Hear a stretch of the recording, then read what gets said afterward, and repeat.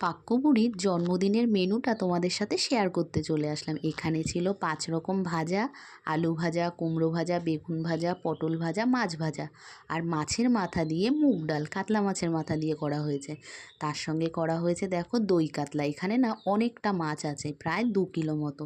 সব মাছটাই দই কাতলা করা হয়েছে। তার সঙ্গে করা হয়েছে চিকেন কষা, পাক্কবুড়ির পছন্দের জিনিস। তার সঙ্গে দেখো করা হয়েছে আমাদের গাছ থেকে পাড়া কাঁচা আমের চাটনি। চাটনি খেতে কিন্তু বেশ ভালোই লাগে। তার সঙ্গে আনা হয়েছে দেখো দই। 5 রকম মিষ্টি তো আনাই হয়েছে, সেটার ক্লিপ আমি আর নিইনি। আর এখানে করা হয়েছে দেখো জন্মদিনের স্পেশাল মেনু, যেটা আর কি পায়েস।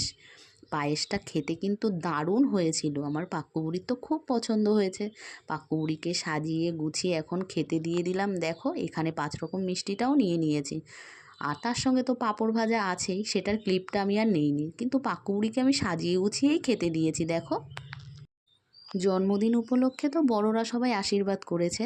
এখন আশীর্বাদ পর্ব কমপ্লিট, তারপরে সাজিয়ে গুছিয়ে সুন্দর করে পাক্কবুড়িকে খেতে দিয়ে দিলাম। তার সঙ্গে ওর একটা দাদাভাইও খেতে বসে গেছে।